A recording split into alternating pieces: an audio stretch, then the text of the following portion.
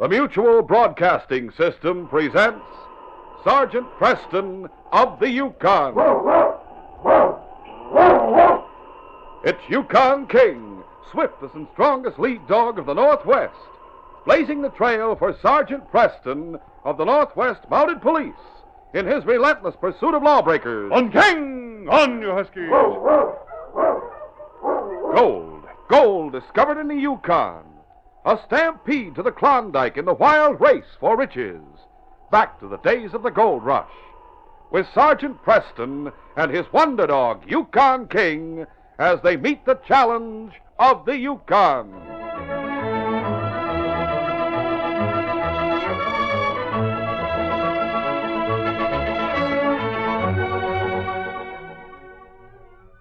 Here's a mutual note for you. When you hear the sound of an eerie laugh, a pistol shot, or the hard pounding of horses' hooves echoing through the air, then you know that it's Sunday afternoon on Mutual, and time for programs that are everyone's favorites for listening entertainment. The shadow laughs, and evildoers everywhere tremble in fear of his invisible presence. True detective mysteries dramatize actual cases of criminal careers brought to an end by the untiring efforts of law enforcement agencies. Stories of outdoor excitement are brought to you on Bobby Benson, with the Cowboy Kid and his B-Bar-B riders galloping to adventure in the Big Bend country of Texas. And the clever sleuth Nick Carter proves his title of Master Detective is a deserved one as he unravels a tangled web of deception with polished skill. Remember, Mutual is first for listening on the first day of the week. Listen for the sounds of Sunday and enjoy the Shadow True Detective Mysteries and Nick Carter every Sunday over most of these stations.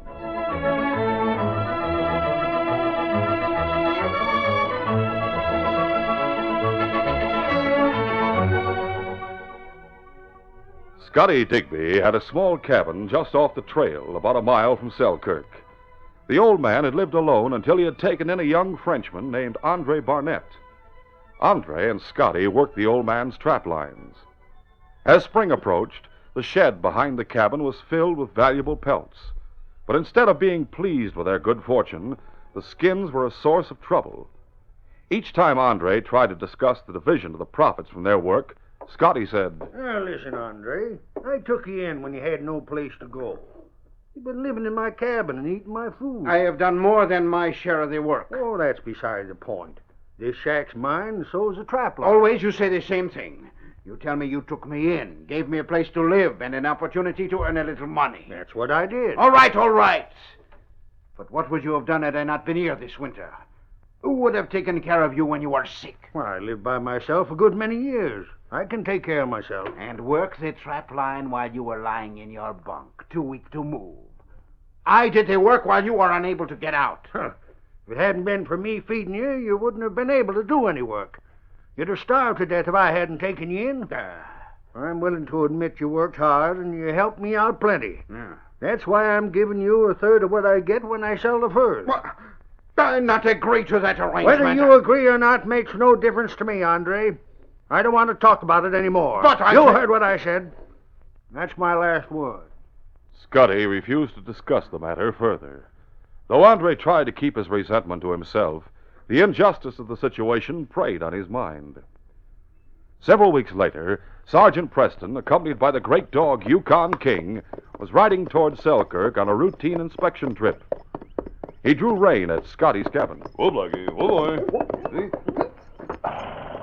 Come along, King.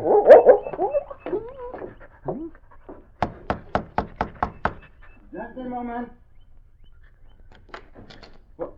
Sergeant Preston and King, it is good to see you. Come in. Hello, Andre. Thought I'd stop by and see how you and old Scotty are getting along. Oh, it is not a good partnership, Sergeant. Huh?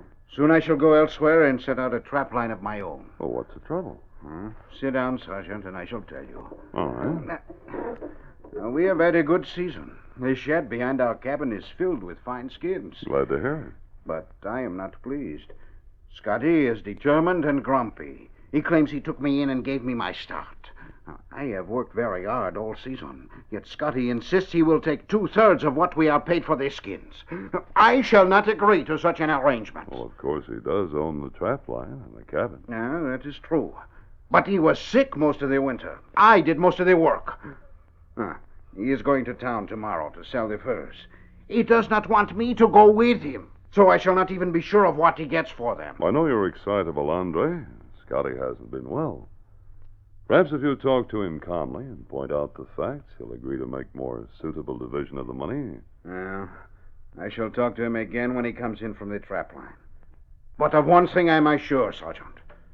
I shall get my proper share of the cash. Then I shall break with Scotty for good. Well, I'm sorry things haven't worked out. King, what's the matter, boy?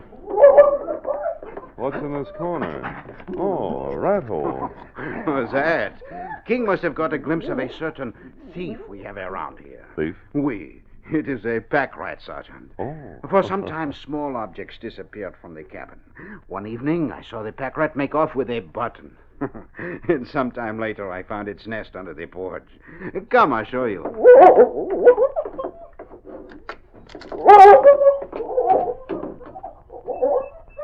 Keep away, King. Look there.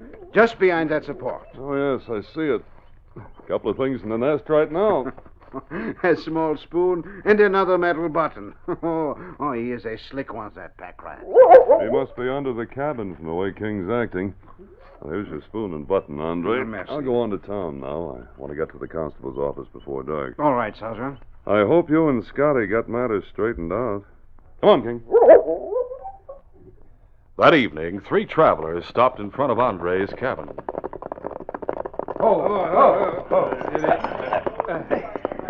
As the 3 men approached the front door, they heard loud talking coming from within. I have tried to talk to you calmly, sir, but you will not be reasonable. I warn you, when you bring back the money tomorrow that you get for the furs, and it will be plenty, I shall not take less than half. We'll discuss that when I get back tomorrow, Andre. There's no more to be said right now. We have come upon an argument. Yeah, but it seems to be over.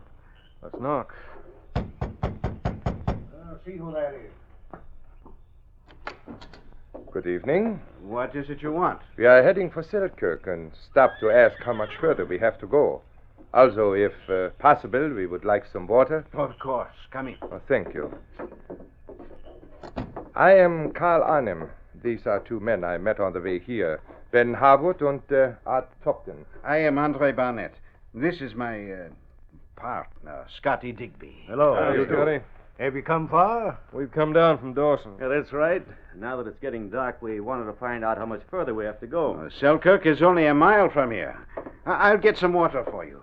Or perhaps you'd all like coffee. No, thank you. We'll just take the water and then we'll go on and get settled for the night. The following morning, Carl Arnhem entered the trading post. The usual group of loungers was sitting around discussing the news of the day. Old Scotty Digby was at the counter receiving payment for the load of furs he had brought in to sell. Well, there you are, Scotty. $1,200 in cash. Well, thank you, Mike. I have a little business uptown, and I'll come back to get the supplies ordered. Good morning to you. See you later, Scotty. There's something for you, mister? I don't suppose you have shells for a rifle of this make, That's a new one on me, mister. What make is it? It's a German Mauser rifle. I bought shells for it in Seattle, but I'm getting low. Well, to my way of thinking, you aren't going to find any in this territory. I'd say that's the only rifle which type around here. Perhaps you could order some for me from Seattle? Well, I'll try. But I don't know how long it'd take for him to get here. Maybe months. Well, never mind. I may be going to the States soon. I'll wait until I get there. Thanks, just the same. Don't mention it. Well, hello, Andre. You looking for Scotty? Not exactly. Did you buy our furs? Yep. Gave Scotty $1,200 for them. Merci. That is what I wanted to know. Well, he'll be back soon to pick up the supplies if you want to wait. No, I'll not wait.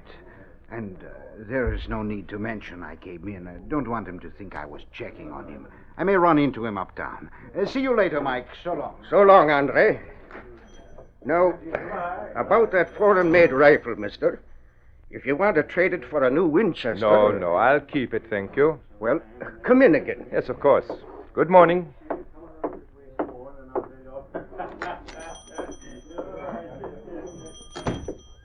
When Andre had entered the store, Carl had stepped back so that the Frenchman hadn't noticed or recognized him. Carl left the store and stood watching as Andre reined to a stop up the street in front of the cafe. Uh-huh. He is the one who was arguing with a man called Scotty at the cabin last night. If I ride out to their cabin and wait, I can take the cash when they arrive there. Easy now. Get up, come on! Carl rode to the cabin, and leaving his horse behind the building so that anyone riding up trail wouldn't see it, he walked to the front door, and finding it unlocked, entered.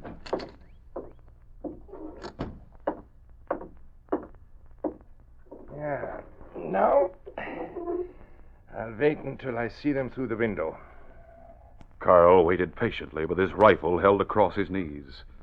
Finally, he saw old Scotty coming along the trail alone. Aha. He got up and partly opened the window, which gave a view of the trail. Then, deciding he could shoot the old man without being suspected, he knelt and rested the Mauser rifle on the windowsill. He'll soon be close enough so that one shot will do the trick. Yes, it's time right now. One shot did it. Now I'll pick up the empty shell and get the cash. The empty shell. Must have fallen through that wide crack in the flooring. Well, no matter. Would never be found there. I'll get the cash. Quickly, Carl ran to where Scotty had fallen. He found the cash, and then ran back. Mounting his horse, rode up the trail in the direction away from town. Get up, come on, get up! Andre Barnett had watched Scotty leave town. Then, leaving the cafe, where he had been sitting near a window, he mounted and rode slowly down to the riverfront. Oh there. He walked slowly along the docks, then sat down on a packing case and stared at the water. Andre knew his shortcomings. He didn't want to face his partner just yet, because he was afraid that, bitter as he was, his temper might give way and cause trouble. He sat for some time thinking. At first, he decided not to go back to the cabin at all, to forget his share of the money. Then, realizing he'd need cash to get a fresh start, he reversed his decision. He'd go out, take what Scotty gave him, and leave for good. He walked back, mounted his horse, and rode back to the cafe to have coffee before going out to the cabin. As he passed the constable's office, Sergeant Preston hailed him. Andre Barnett. Oh there. Oh. Hello, Sergeant. I was about to go looking for you, Andre. Looking for me? Why? Because of Scotty? I don't understand. Are you sure you don't know that Scotty was shot and robbed on the What? trail near your cabin? Sacre bleu. I did not know. Who could have done such a thing? That's what I'm going to find out, Andre. You'll have to come inside for questioning. Because of a few things we've learned, Andre, we have reason to suspect that you shot Scotty. We'll continue our adventure in just a moment.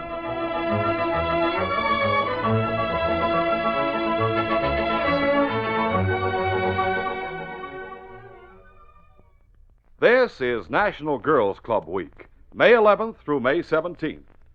Some of you girls listening may already know how much fun you can have in a girls' club. There are more than 35,000 girls in 16 states and Canada who do belong. But a lot more of you could join the fun. The club dues are kept so low that any girl can afford it. And you'll get an all-year-round program of most anything you're interested in. Arts and crafts, homemaking skills and baby care, athletics and free play.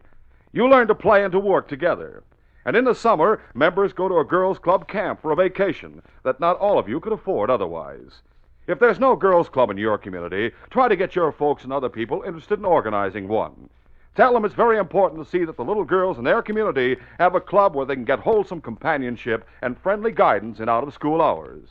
If you can get your entire community thinking about the good that comes of a girls' club, you'll have one in no time.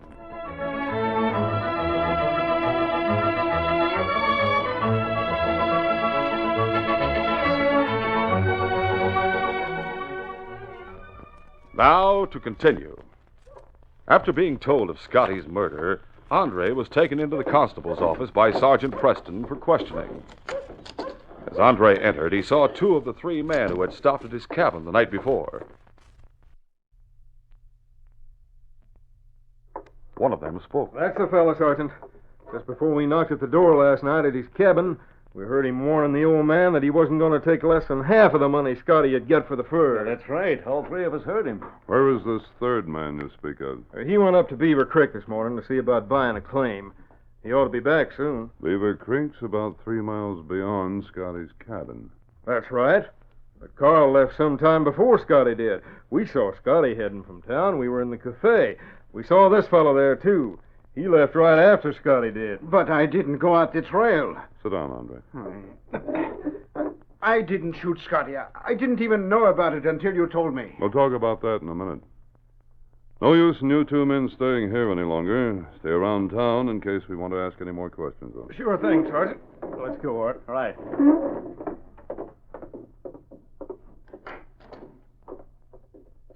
Now, let me give you the facts, Andre. 2 hours or so ago, Scotty left town to go to the cabin. He carried $1,200 according to the storekeeper, and you knew about it. Of course I knew. But I didn't follow him. I never left town. What do you think of it, Constable? Andre, if you never left town, how come you didn't hear about Scotty's death? The men who found him on the trail and brought his body in told the story all over town as soon as they left here. That's the point, Andre. Where were you? Well, Sergeant, I saw Briefly, Scotty... Andre told of trying to think things over down by the river. Then he turned to Preston, saying... I don't even have a gun, Sergeant. I've seen you carrying a gun, Andre. Well, sometimes I carried Scotty's. Scotty's the only one who could verify that, and he's dead. You could have thrown the gun away after the shooting. I didn't do it. I didn't. Believe me, Sergeant. You must believe me. I'd like to believe you, Andre. I intend to get proof against the killer, and I sincerely hope it will not involve you. Maybe King could pick up the scent of the killer, Sergeant. King would have nothing to go on, Constable. Andre's scent would be all over the place, besides the 3 men who stopped at the cabin and those who found Scotty. And so, you're going to accuse me of murder? Not until we have proof, Andre. But in the face of the threat you made, and until we can check on your movements during the past 2 hours, we'll hold you on suspicion. But I didn't do it.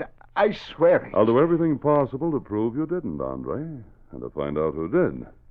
We'll keep you in custody. The constable and I will check the alibis of the 2 men who gave us the information about you. Sergeant Preston and the constable made inquiries around town, then compared notes at the constable's office. I asked everyone I met along the docks about Andre, Sergeant, but no one remembers having seen him down that way. I see. I checked the cafe, found that the 2 men who gave us the information about Andre's threat were there during those 2 hours, as they said. It looks bad for him, Sergeant. I can't accuse him of murder without proof, Constable. Oh, what do we do next? First, we'll go to the trading post and ask Mike a few more questions. And we'll go out to the scene of the crime and look around. Come along, King. A short time later, the 2 Mounties entered the trading post. Well, Sergeant, I hear you picked up Andre Barnett. Does he admit he killed Scotty? No. Tell me, Mike, how many were in here when you gave Scotty that money? Well, now, let me see. I'd say about 6 or 7. Oh? Could you tell me their names? Well, offhand I couldn't. But I can tell you that all of them stayed on here almost up to the time we heard about Scotty. I see. Now, in that case, their names don't matter. The only one who was here and left was a stranger with a German rifle. Called it a Mauser. Come in to try to get shells for him. Oh, that must have been the man named Carl the 2 other strangers mentioned. When did he leave? Right after Scotty went out. But, of course, Scotty stayed in town a while. I saw that stranger heading for the North Trail. That adds up, Sergeant. His friend said he was riding to Beaver Creek to see about buying a claim. He must have gone out that trail sometime before Scotty did. Yes, I know. He sure had a mighty fine rifle. Did you ever see one of those Mausers, Sergeant? Yes, but not in this territory, Mike. I told him it was probably the only one of its kind up here. And as soon as he runs out of what shells he has, he'll not be able to use it. He still had some shells, then? That's what he said. But he also said he was getting low on them. We'll find out all we can about him when he comes back to town. But, meanwhile, Constable, we'll go on out to Scotty's cabin. Let's go. Right. The sergeant and the constable, accompanied by King, rode out to the scene of the crime. Oh, Lucky. Oh, boy. Easy. Oh, here's about where the body was found. Yes. Yeah, there are plenty of hoof marks and footprints around. The bullet was lodged in Scotty's chest. So he must have been shot from up trail as he rode toward the killer. Well, this is flat land around here. I'd say the killer would be someone he knew for him to get so close and not suspect anything. It occurred to me the killer could have hidden behind the cabin or inside it. Let's look around. All right. Come on, Bucky. Come on, get up, boy. Come on. Leading their horses, the two Mounties walked to the cabin.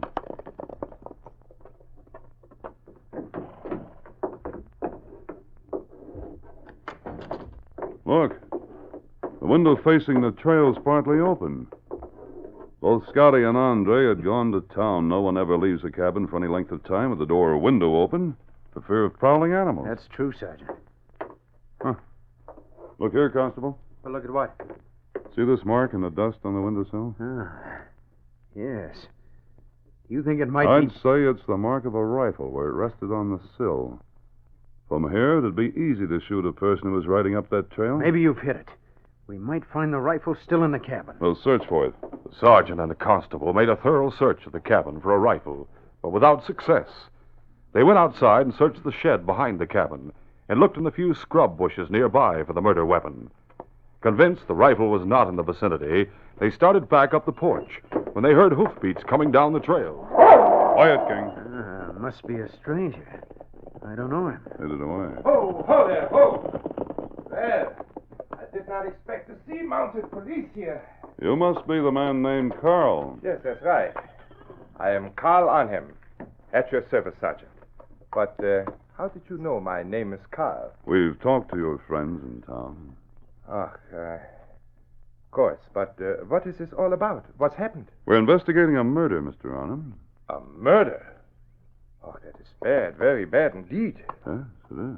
My friends and I stopped by here last night. The two men were arguing. We couldn't help hearing. We've heard about that. Well, I left town early today to go to Beaver Creek, so I missed the excitement. Who did you see in Beaver Creek? A man named Hank Aiken. He had a claim for sale. Oh, I know Hank Aiken, Sergeant. That'll be easy to check. Have you caught the murderer, Sergeant? Not yet. I don't think you have very far to look for him. What do you mean? The young Frenchman, of course, Sergeant. He must be the one who did the killing. Now, why do you say that? We heard him threaten the old man, Scotty, last night. It's only natural that since the old man has been murdered after that threat, that man Andre must have done it. Now, hold on. Sergeant, Just a minute, Constable. I'm sure you were about to say we questioned Andre and so far had no proof against him, weren't you? Yes, sure. You must have passed this cabin on your way this morning, Mr. Arnhem. I don't suppose you saw anyone lurking about. No, I rode right by without paying any attention. You didn't think of stopping again to see the two men you met last night? Oh, no, I was in a hurry, so I didn't think of stopping. I see. Well, what's King after under the porch? We'll go find out. Say, look, I just saw a rat go under the cabin. Yes, I saw it, too. It has a nest right down here by this support. That's a pack rat. We found several small objects in this nest yesterday when I stopped here. I found something. What is it, Sergeant? An empty rifle shell. Strange. A shell should fall under there and into a rat's nest. Yes, isn't it? By the way, that's an unusual rifle you have on your saddle, Mr. Arnhem. Foreign make, isn't it? Yes, a Mauser, made in Germany. Can I look at it? Of course. Oh, that's a fine rifle. I see there's a cartridge in it. It's an odd shell. In fact, it matches the empty shell I just found. No, that can't be it. It cannot be the same. No shell from my rifle could have been in that rat's nest. Perhaps you haven't heard of the habits of a pack rat. That particular rat often takes objects from inside a cabin and puts them in its nest. Just as it must have done with this empty shell, which matches those you use in this Mauser rifle. It is not possible. It does, however. And you're the only one who uses this type of shell. You killed Scotty Digby. Now, wait, don't move. Put down that pistol on him. I was too quick for you, Mounties. I admit nothing. But I shall not let you accuse me of murder on the strength of finding an empty shell. You gave yourself away before we found that shell. What do you mean? If you had gone directly to Beaver Creek as you claim, you couldn't have heard of the murder. We didn't tell you who'd been murdered, yet you said Andre must be the one who did the killing, that it was only natural he must have done it since he threatened the old man. I noticed that slip, too, and almost mentioned it. That odd shell is just more evidence against you. That's probably the only gun of its kind in the Yukon. Huh? So, you have it all figured out, Well, who will figure things out when they find both of you dead? Oh, we'll take you in for Scotty's murder on him. No. I'm going to kill you both. King had come out from under the porch and saw Carl holding a gun on the two Mounties. King, true to his training, knew enough not to approach a man holding a gun from in front. The intelligent dog slowly circled around until he was behind the killer. Then Preston called... Halt, King! I'll fix that, Doc. As Carl turned, momentarily taking his attention from the Mounties... Hold it! No! Preston swung the empty rifle he still held in his hands, catching Carl a glancing blow on the head and sending him sprawling. Oh! The dog! He has my arm! First I'll get that gun. I have it. Down, King. Watch him, boy. Now get up, you. Sergeant, it's all a mistake. Yes, and you made the mistake. Keep him covered, Constable. I'll search him. Right. Here's Scotty's wallet. His initials are on it. This money is the reason you murdered him. This clears Andre. Yes. On him, we arrest you in the name of the Crown for the murder of Scotty Digby. That empty shell. It's all because of that. Perhaps it is. You might have talked your way out of the slip you made, but this odd shell clinched the case as far as I'm concerned. You weren't smart enough to pick it up. But it fell between the boards and the floor. I thought it would never be found. Our little friend, the pack rat, helped us out there by taking the shell to its nest. Constable, we'll take this killer to jail and free Andre Barnett. Then this case will be closed.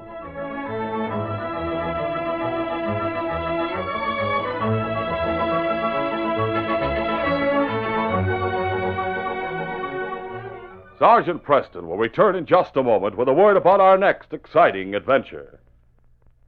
Here's a mutual note for you. Every weekday afternoon at 5 o'clock over Mutual, it's time for the Children's Hour, with programs for all lovers of daring adventure and thrilling exploits. On Mondays, there's Bobby Benson, the famous cowboy kid, who gallops to rangeland excitement with his B-Bar-B riders.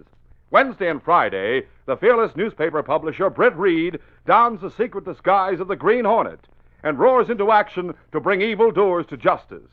And every Monday, Wednesday, and Friday at 5:30, Wild Bill Hickok, the real-life marshal of the early West, outwits rustlers and renegades in stories of blazing action.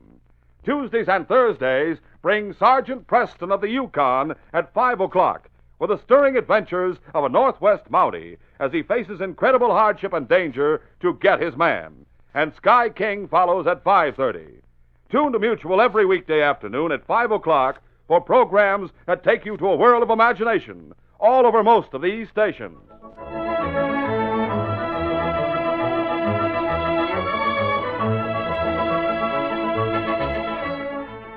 And now, here is Sergeant Preston. Sergeant Preston reporting for duty, Inspector. Sergeant, the mining company office in Whitehorse has been robbed by a small gang. Payroll of $5,000 has been taken. Are there any clues, sir? None. They made their getaway in the rain, and it seems impossible to trail or find them. I want you to go there and search until you do find them. I'll do my best, sir. The trail of the crooks has been washed away, and even Yukon King can't pick it up. But an unusual story told by a boy camper gives Preston a clue that soon brings him face to face with the crooks and death. Be sure to hear this next exciting adventure. These radio dramas, a feature of Sergeant Preston of the Yukon Incorporated, are created by George W. Trendle, produced by Trendle Campbell Muir Incorporated, directed by Fred Flowerday, and edited by Fran Stryker. The part of Sergeant Preston is played by Paul Sutton. Sergeant Preston of the Yukon is brought to you every Tuesday and Thursday.